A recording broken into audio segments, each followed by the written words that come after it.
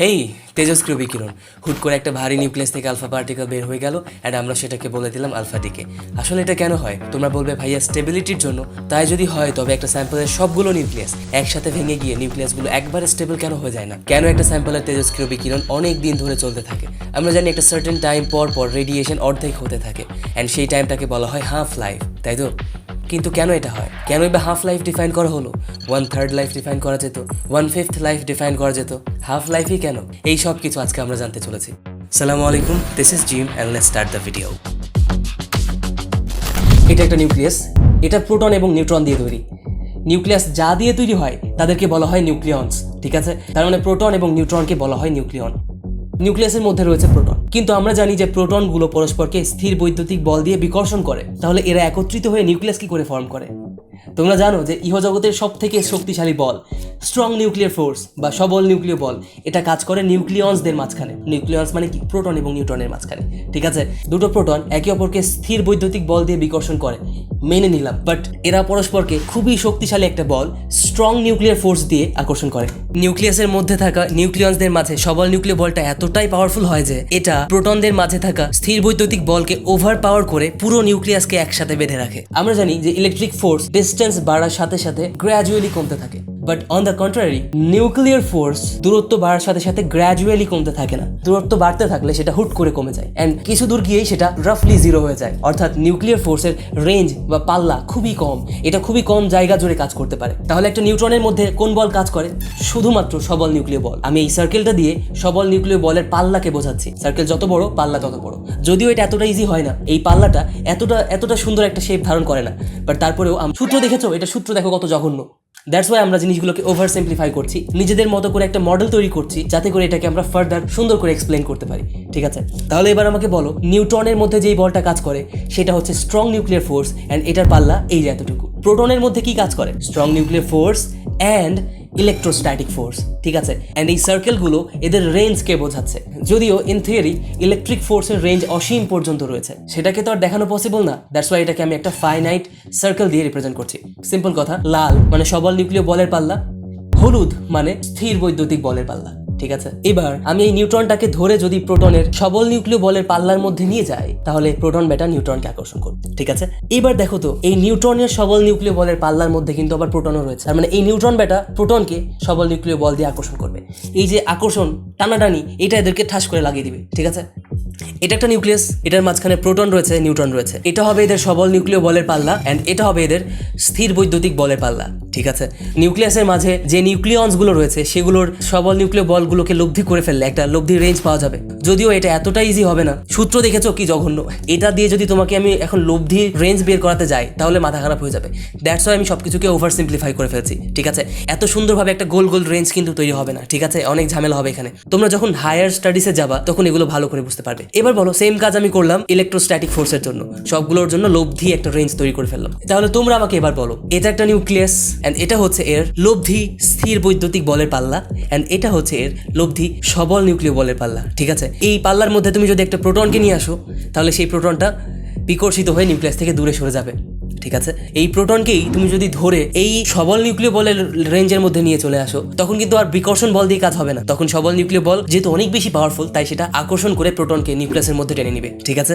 নিউক্লিয়াসের চারপাশে ইলেকট্রনগুলো ঘুরতে থাকে, তাই তো? না, ইলেকট্রনগুলো নিউক্লিয়াসের চারপাশে একটা প্রবাবিলিটি ডিস্ট্রিবিউশন তৈরি করে, ইলেকট্রন মেঘ তৈরি করে। যারা বুঝতে পারোনি, এই যে ইলেকট্রন এই প্রবাবিলিটি ক্লাউডের যে কোনো জায়গাতে অবস্থান করতে পারে, এখানে এখানে এখানে এখানে এখানে যে কোনো জায়গাতে, ঠিক আছে? লেটস সে তোমার কাছে একটা নিউক্লিয়াস রয়েছে, তুমি চোখ বন্ধ করলে এন্ড চোখ খুলে দেখলে ইলেকট্রন এখানে রয়েছে, দেন আবার চোখ বন্ধ করলে আবার চোখ খুলে দেখলে ইলেকট্রন এখানে রয়েছে, আবার চোখ বন্ধ করলে আবার চোখ খুলে দেখলে ইলেকট্রন এখানে রয়েছে। এরকম করে তুমি যখন বারবার ইলেকট্রনকে পর্যবেক্ষণ করতে আছো তখন তুমি ইলেকট্রনকে এই সকল জায়গাতে দেখতে পাচ্ছ, ঠিক আছে? তাহলে তুমি স্পেসিফিকলি ইলেকট্রনকে একটা নির্দিষ্ট জায়গাতে দেখতে পাচ্ছ না। না ইলেকট্রনটা কোনো একটা নিউক্লিয়াসকে কেন্দ্র করে ঘুরছে, না, ইলেকট্রনটা বিভিন্ন সময় বিভিন্ন জায়গাতে প্রকট হচ্ছে, ঠিক আছে? এই যে এক এক সময় এক এক জায়গাতে অবস্থান করা, একটা ইলেকট্রনের এক এক সময় এক একটা জায়গাতে অবস্থান করা, এটাকে বলা হয় সুপার পজিশনিং, ওকে? একসাথে অনেকগুলো পজিশনে অবস্থান করা। সিম্পল কথা। তো তোমাকে যদি বলা হয় ভাইয়া ইলেকট্রন কোথায় আছে, তুমি কখনোই বলতে পারবে না যে ইলেকট্রনটা কোথায় থাকছে। তুমি এক এক সময় দেখছো ইলেকট্রনটা এক এক জায়গাতে অবস্থান করছে, এন্ড তোমাকে যদি জিজ্ঞেস করা হয় ইলেকট্রনটা কোথায় আছে, তুমি তখন বলবে ভাইয়া আমি স্পেসিফিকলি বলতে পারবো না ইলেকট্রনটা কোথায় আছে, বাট আমি একটা জায়গা, একটা অঞ্চল ডিফাইন করতে পারি, এন্ড ঠিক এই অঞ্চলটাতে আমি ইলেকট্রনকে সব থেকে বেশি দেখতে পেয়েছি। এন্ড এর বাইরেও ইলেকট্রন রয়েছে। আমি যখন চোখ বন্ধ করে চোখ খুলেছিলাম তখন আমি 90% টাইম ইলেকট্রনকে এই অঞ্চলে দেখতে পেয়েছি, আর বাকি 10% টাইম ইলেকট্রনটা বাইরে কোথাও ছিল। ঠিক আছে, এই যে এখানে ছিল, এখানে ছিল, এখানে ছিল, এখানে ছিল। আসলে আমরা ইলেকট্রনের এক্সাক্ট একটা পজিশন কখনো বলতে পারবো না। ইভেন ইলেকট্রন না, প্রতিটা quantum particle, electron, proton, neutron, alpha particle, এই সবগুলো পার্টিকেলের এক্সাক্ট পজিশন আমরা কখনো বলতে পারি না, বাট আমরা একটা প্রবাবিলিটি ডিস্ট্রিবিউশন বলতে পারি যে এই জায়গাতে ইলেকট্রনকে বা কোনো কোয়ান্টাম পার্টিকেলকে পাওয়ার সম্ভাবনা রয়েছে, এই যে এইখানে, এইখানে, এইখানে। তো এই সম্ভাবনাটা একটা সার্টেন পার্সেন্টেজে আসবে অবশ্যই। এখানে পাওয়ার সম্ভাবনা 90%। তুমি যদি বলো না আমি 95% পেতে চাই, অর্থাৎ 100 বার চোখ বন্ধ করব, 100 বার তাকাবো, 95 বার ইলেকট্রনকে আমি যেখানে পাবো সেই জায়গাটা আমাকে বলো। 95% টাইম আমি ইলেকট্রন পেতে চাই, এমন একটা জায়গা আমাকে বলো যেই জায়গাতে আমি 95% ইলেকট্রনকে পেতে পারি। তখন এই আকৃতিটা, এই প্রবাবিলিটি ডিস্ট্রিবিউশনটা আরো বড় হয়ে যাবে। এর শেপ কি চেঞ্জ হবে? উত্তর হচ্ছে না, এর শেপ চেঞ্জ হবে না, জাস্ট আকৃতিটা বড় হয়ে যাবে, এটাই আর কি। যদি বলো 99%, তাহলে এটা আরো অনেক বড় হয়ে যাবে। ঠিক আছে, তাহলে এগুলো দিয়ে কি মিন করে, এই এতটুকু জায়গাতে আমি ইলেকট্রনকে খুঁজে পাবো, এর সম্ভাবনা কতটুকু? 99%। তো ইন থিওরি তোমাদের বইয়ে লেখা আছে, হাজারি স্যার লিখে রেখেছে, নিউক্লিয়াসের চারপাশে যেই স্থানে ইলেকট্রনকে পাওয়ার সম্ভাবনা 90 থেকে 95%, সেটাকে বলা হয় অরবিটাল। এটা ট্রিভিয়াল ডেফিনেশন আসলে, যে 90 থেকে 95% পেলে সেটাকে অরবিটাল বলা হয়। এর থেকে কম বা বেশি হওয়াটা ডাজন্ট ম্যাটার। এটা ডিফাইন করা হয়েছে কনভেনশনালি যে 90 থেকে 95% পেলে যেই এরিয়াটা ডিফাইন হবে সেই এরিয়াটাকে আমরা বলবো অরবিটাল। ঠিক আছে, সো ইলেকট্রনের জন্য সেটাকে অরবিটাল বলছি, বাকি অন্যান্য কোয়ান্টাম পার্টিকেলের জন্য সেটাকে আমি বলবো probability distribution of that certain quantum particle, অথবা এমন একটা অঞ্চল যে অঞ্চলের মধ্যে কোনো একটা পার্টিকেলকে পাওয়ার একটা সম্ভাবনা রয়েছে। যদি বলো প্রোটনের একটা প্রবাবিলিটি ক্লাউড কেমন হবে, এমন হবে, তাহলে আমি কি বলবো যে এই জায়গার মধ্যে প্রোটনকে পাওয়ার সম্ভাবনা লেটস সে 90%, এমন কিছু একটা। বাট যদি আমি বলি 100%, ভাই আমি চাই যে 100% আমি প্রোটন বা ইলেকট্রন বা যে কোনো কোয়ান্টাম পার্টিকেলকে খুঁজে পেতে চাই, এইটা জীবনে বের করা যাবে না। তুমি যদি এমন একটা জায়গা খুঁজে বের করতে চাও যেখানে কোনো একটা কোয়ান্টাম পার্টিকেলকে পাওয়ার সম্ভাবনা 100%, তাহলে সেই জায়গাটা অসীম হয়ে যাবে, অনেক বড় হয়ে যাবে। ঠিক আছে, তখন এই লোবগুলো কি হয়ে যাবে? অসীম হয়ে যাবে, অরবিটালগুলো অসীম হয়ে যাবে। তার মানে একটা কোয়ান্টাম পার্টিকেলকে একটা সার্টেন পজিশনে জীবনেও পাওয়া যাবে না। সেটার একটা প্রবাবিলিটি ডিস্ট্রিবিউশন তৈরি হবে, সেটার একটা অঞ্চল তৈরি হবে, যে অঞ্চলে আমি সেটাকে পেতে পারি বা যে অঞ্চলে পাওয়ার একটা সম্ভাবনা থাকবে। এমন কি হবে না যে সেই অঞ্চলের বাইরে সেটাকে পাওয়া যাবে? তুমি আমাকে বলো এখানে ইলেকট্রন পাওয়ার সম্ভাবনা কতটুকু ছিল? 99% বলেছিলাম আমি, তাই তো? 99%। তাহলে এখানে কি ইলেকট্রনকে পাওয়া যাবে না? হ্যাঁ, যেতে পারে। 1% চান্স রয়েছে ইলেকট্রনকে বাইরে পাওয়া যাবে। এই যে অরবিটাল, এই অরবিটালে পাওয়ার সম্ভাবনা কত? 90 থেকে 95%। তাহলে অরবিটালের বাইরে এখানে ইলেকট্রনকে পাওয়া যাবে না? হ্যাঁ, যেতেই পারে, বাট সেটার সম্ভাবনা 10 to 5% বা খুবই কম। বুঝতে পেরেছো? এটাই আর কি।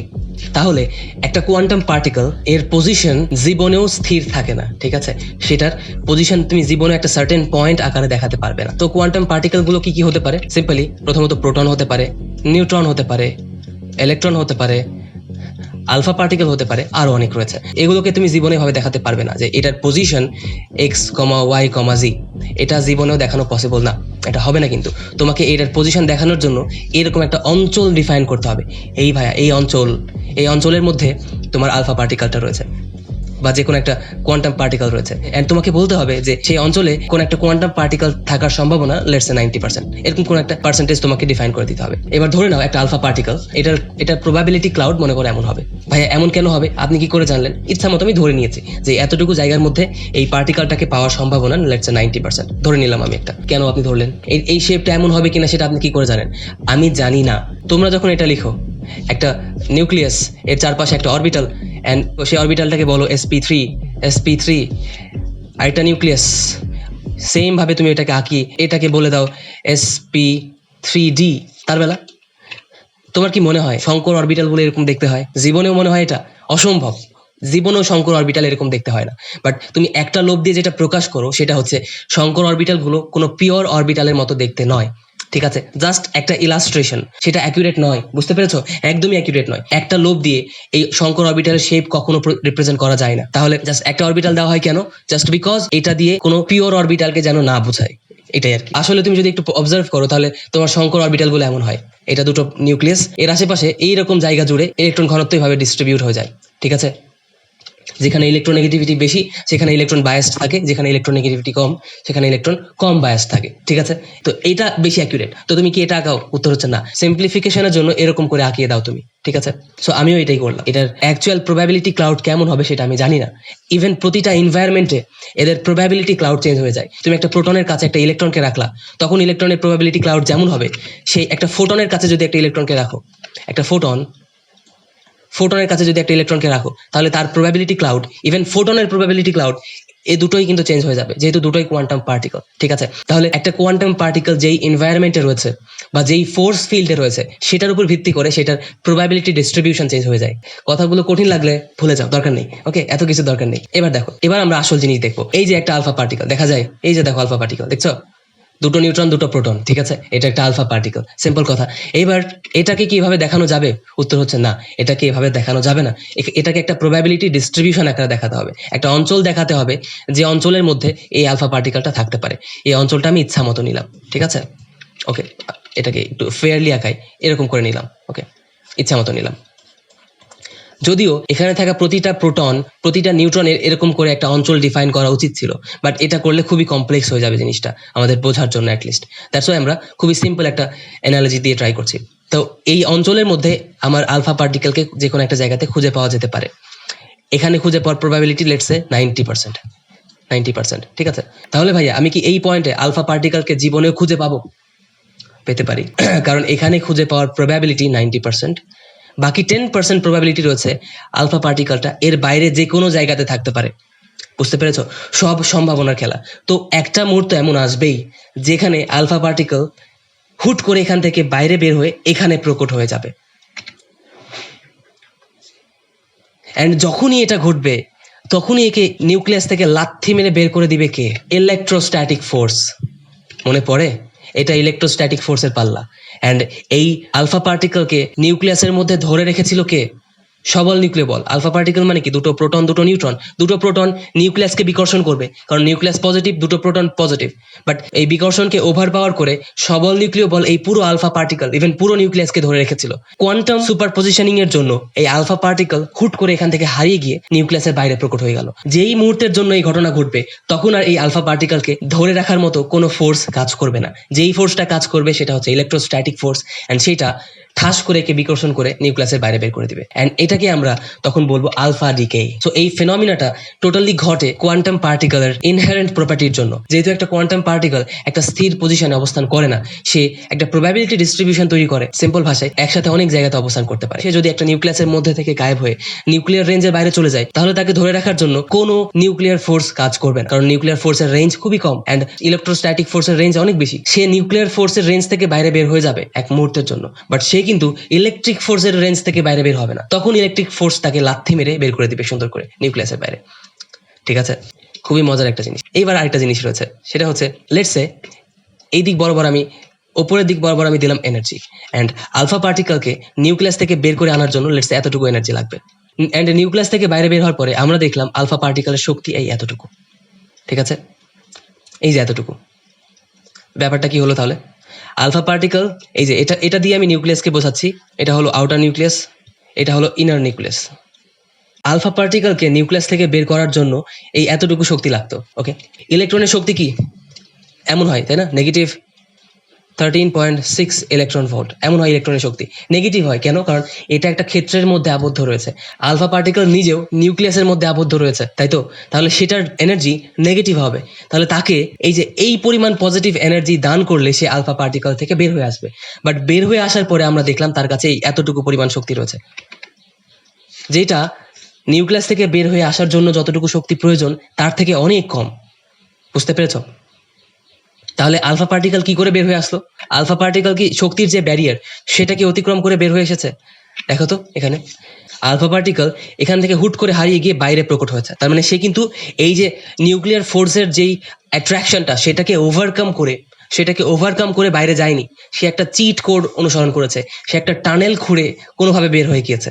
ঠিক আছে, এই যে দেখো আলফা পার্টিকেল আগে এখানে ছিল, এখান থেকে সে কোনো মতো একটা চিট কোড অ্যাপ্লাই করে কোনো মতো একটা মেটাফরিক টানেল তৈরি করে সে নিউক্লিয়াস থেকে বাইরে বের হয়ে গেছে, এনার্জি ব্যারিয়ারটাকে সে অতিক্রমই করেনি। ঠিক আছে, সে কি এই যে এই এনার্জি ব্যারিয়ার অতিক্রম করে বাইরে গিয়েছে? উত্তর হচ্ছে না, সে এনার্জি ব্যারিয়ারের ভেতর দিয়ে একটা মেটাফরিক টানেল খনন করে নিউক্লিয়াসের বাইরে বের হয়ে গিয়েছে। অ্যান্ড সেই জন্য এই ফেনোমেনাটাকে বলা হয় কোয়ান্টাম টানেলিং। অ্যান্ড এই কোয়ান্টাম টানেলিং এর জন্যই কোনো একটা নিউক্লিয়াস থেকে আলফা পার্টিকেল বের হয়। এখন প্রশ্ন হচ্ছে, তাহলে সবগুলো নিউক্লিয়াস থেকে আলফা পার্টিকেল কেন বের হয় না? উত্তর হচ্ছে, সবগুলো নিউক্লিয়াস থেকে আলফা পার্টিকেল বের হওয়ার একটা সম্ভাবনা রয়েছে। যেমন তোমাকে আমি বলি, এটা নাইট্রোজেনের নিউক্লিয়াস, এটা অনেক বড় ইউরেনিয়ামের নিউক্লিয়াস। ঠিক আছে, নাইট্রোজেনের নিউক্লিয়াসের বেলায় সবল নিউক্লিয় বলের পাল্লা এটা, অ্যান্ড ইউরেনিয়ামের নিউক্লিয়াসের বেলায় সবল নিউক্লিয় বলের পাল্লা হয় নিউক্লিয়াস ঘেঁষে ঘেঁষে। এই যে এমন এমন কেন এমন হয়? তুমি যদি আসলে ম্যাথামেটিক্যাল ক্যালকুলেশনগুলো করো তাহলে বুঝতে পারবে যে নিউক্লিয়ন্স বৃদ্ধি পেলে নিউক্লিয়ার রেঞ্জ বা সবল নিউক্লিয় বলের পাল্লাটা সেই অনুপাতে বৃদ্ধি পায় না। ঠিক আছে, যখন নিউক্লিয়াস ছোট থাকে তখন সবল নিউক্লিয় বলের পাল্লা নিউক্লিয়াসের তুলনায় মোটামুটি বড় হয়। ঠিক আছে, বাট নিউক্লিয়াসটা বড় হয়ে গেলে সবল নিউক্লিয় বলের পাল্লা নিউক্লিয়াস ঘেঁষে ঘেঁষে থাকে। ঠিক আছে, নিউক্লিয়াসের তুলনায় খুব একটা বড় হয় না, বুঝলে? তবে তাই যদি হয় তাহলে এখানে একটা আলফা পার্টিকেল রয়েছে মনে করো, এন্ড এই আলফা পার্টিকেলের প্রবাবিলিটি ডিস্ট্রিবিউশন বা কোন অঞ্চল জুড়ে সে থাকতে পারে, লেটস সে এমন একটা অঞ্চল জুড়ে থাকতে পারে, অর্থাৎ একটা সার্টেন পজিশনে আলফা পার্টিকেল নেই, এই অঞ্চলের যে কোনো একটা জায়গাতে সেটাকে পাওয়া যেতে পারে। ওকে, যদি এখানে একটা আলফা পার্টিকেল থাকে তাহলে সেটার প্রবাবিলিটি ডিস্ট্রিবিউশন কেমন হবে? যদিও এই পয়েন্ট আকারে দেখানো উচিত না, বাট তারপরে আমি দেখাচ্ছি। এটা কি আলফা পার্টিকেল, এটা হচ্ছে তোমার সেই আলফা পার্টিকেল এন্ড এটার প্রবাবিলিটি ডিস্ট্রিবিউশন লেটস এমন হবে। এই সব জায়গাতে সেই আলফা পার্টিকেলকে পাওয়া যেতে পারে। ওকে, এবার তোমরা আমাকে বলো কোন ক্ষেত্রে টানেলিং প্রবাবিলিটি বেশি, মানে টানেল হয়ে নিউক্লিয়ার রেঞ্জ থেকে বাইরে বের হয়ে আসার প্রবাবিলিটি কোন ক্ষেত্রে বেশি? ভাইয়া এই ক্ষেত্রে, কারণ এখানে হারে থাকা আলফা পার্টিকেল গুলো নিউক্লিয়াসের বাইরে প্রকট হওয়ার সম্ভাবনা বেশি হয়ে যায়। বুঝতে পেরেছো? তাই জন্য এখানে আলফা ডিকের সম্ভাবনা বেশি হয়, এখানে আলফা ডিকের সম্ভাবনা অনেক কম হয়। এতটাই কম হয় যে নাইট্রোজেন নিউক্লিয়াস থেকে আলফা ডিকে দেখতে হলে তোমাকে হয়তো বা ইউনিভার্সের শেষ পর্যন্ত অপেক্ষা করতে হবে, যেটা এতটা আনলাইকলি, যেটা ঘটার সম্ভাবনা এতটা কম, সেটা যে ঘটে না, এটা বললে কি কোনো ভুল কিছু বলা হবে? উত্তর হচ্ছে না, হবে না। এই নিউক্লিয়াসে কোনটাতে কখন আলফা ডিকে ঘটবে সেটা তুমি জীবনে বলতে পারবে না। তুমি জাস্ট এটা বলতে পারবে যে এটাতে আলফা পার্টিকেল বের হয়ে আসার সম্ভাবনা বেশি, এটাতে বের হয়ে আসার সম্ভাবনা কম। বাট কোনটাতে কখন বের হয়ে আসবে তুমি এটা জীবনে বলতে পারবে না, কারণ এই আলফা পার্টিকেল কখন কোথায় থাকবে সেটা তুমি কখনোই বলতে পারবে না। তুমি জাস্ট এস্টিমেশন লাগাতে পারবে যে একটা সার্টেন টাইমে আলফা পার্টিকেল এই অঞ্চল জুড়ে থাকতে পারে।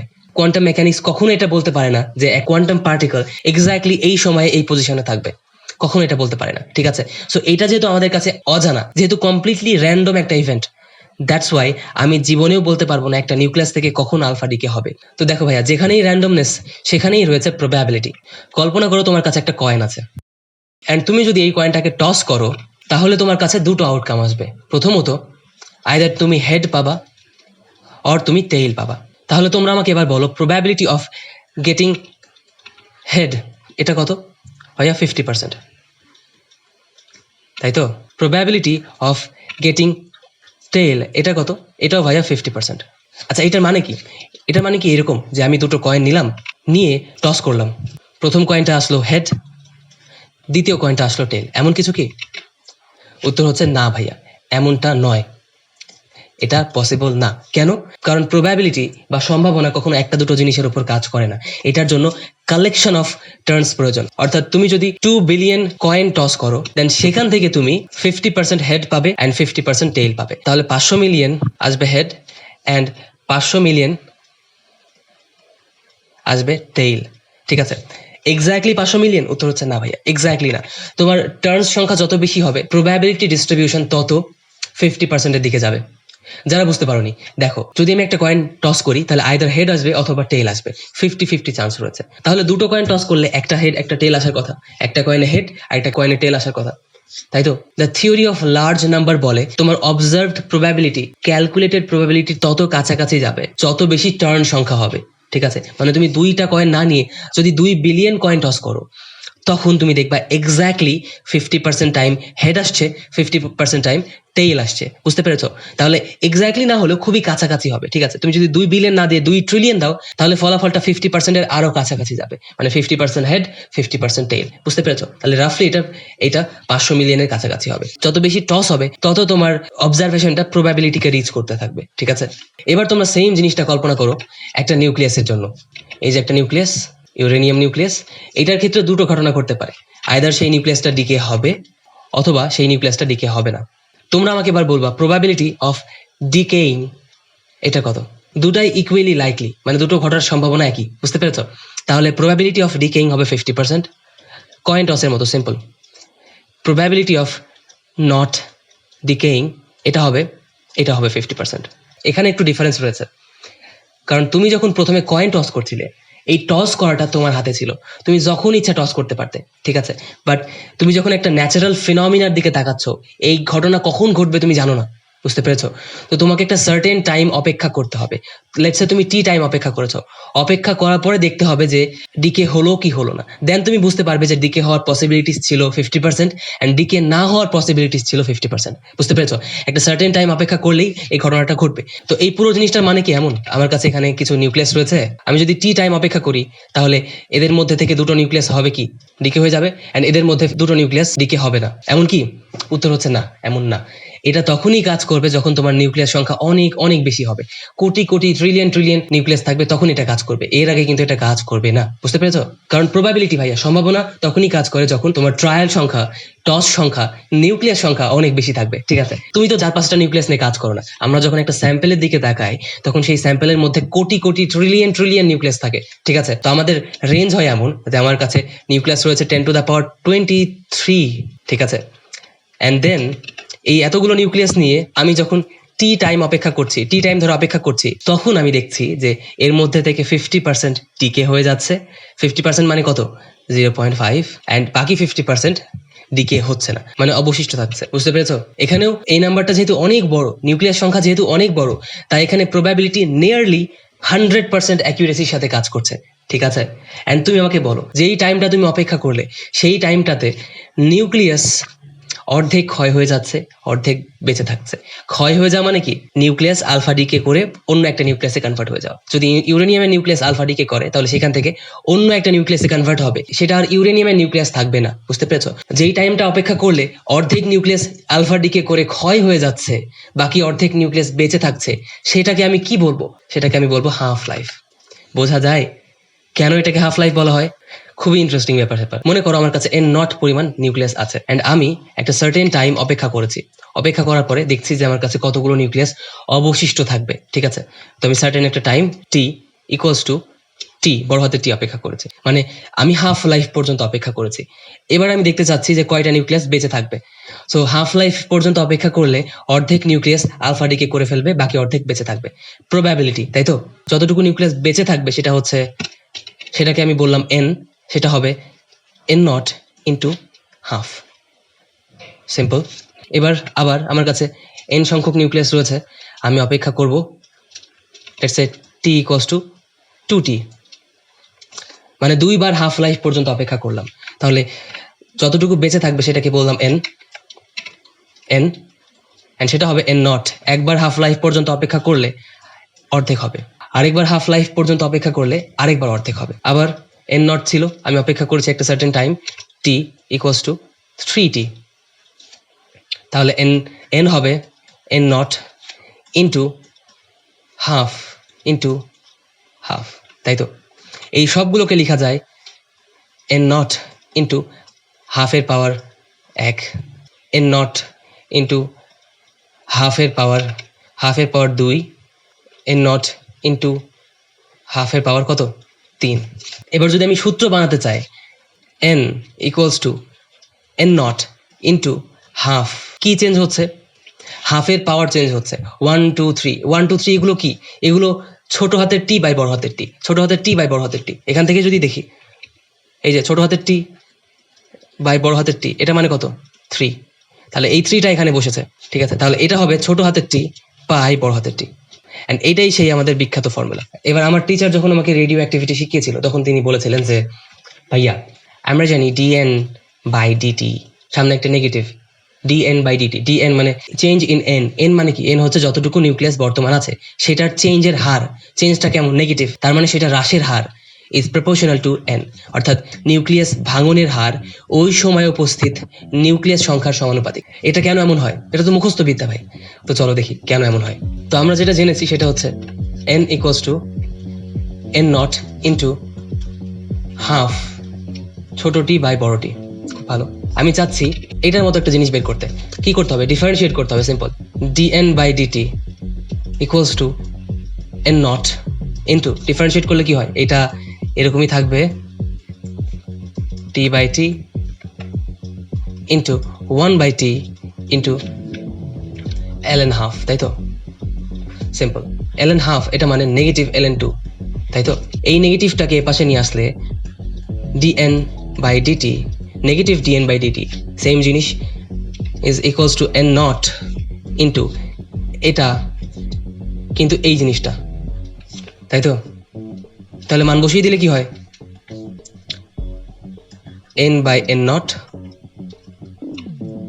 Into ln 2 into 1 by t, এই যে 1 বাই t। এগুলো খুবই ইজি, সো এগুলো নিয়ে আমি খুব একটা মাথা ঘামাচ্ছি না। Negative dn by dt equals to n naught কাটাকাটি n into ln 2 by t। এখান থেকে আমরা বলতে পারি যে negative dn by dt nuclear ভাঙনের হার ইজ প্রপোর্শনাল টু n। আসলো? এই পুরো জিনিসটা আমরা বের করে নিয়ে আসলাম প্রবাবিলিটি থেকে, আমাদের বেসিক ইন্টুইশন থেকে, কোনো কিছু মুখস্থ না, কোনো ধরে নেওয়া কিছু জিনিসপত্র না, কিচ্ছুই না, ঠিক আছে? কোয়ান্টাম টানেলিং বা আমাদের যে সুপার পজিশনিং রয়েছে এগুলো ম্যাথমেটিক্যাল ফেনোমেনা, এগুলো আমরা যদি ম্যাথ করি তাহলে বুঝতে পারবো, ঠিক আছে? এগুলো মুখস্থ করা জিনিস নয়, আমি তোমাদেরকে এমনি বলে দিয়েছি, বাট এগুলোর পেছনে আসল লজিকটা কোথায় এটা যদি জানতে চাও তাহলে হাইজেনবার্গের অনিশ্চয়তার প্রিন্সিপাল পড়তে হবে, ঠিক আছে? তোমরা চাইলে সেটাকেও আমি ইনটুইটিভলি বুঝিয়ে দিতে পারবো, সমস্যা নেই। তাহলে আমরা সবল নিউক্লিয় বল থেকে স্টার্ট করে একদম এই ট্রিভিয়াল ফর্মুলাতে চলে আসলাম কোনো মুখস্থ বিদ্যা ছাড়া। আর এই যে এটা ln 2 বাই t, এটাকে তোমরা কি বলো? ল্যামডা, ক্ষয় ধ্রুবক ল্যামডা, তাই তো? ক্লিয়ার? তাহলে আজকের জন্য এতটুকুই। ঈদ মোবারক, টাটা।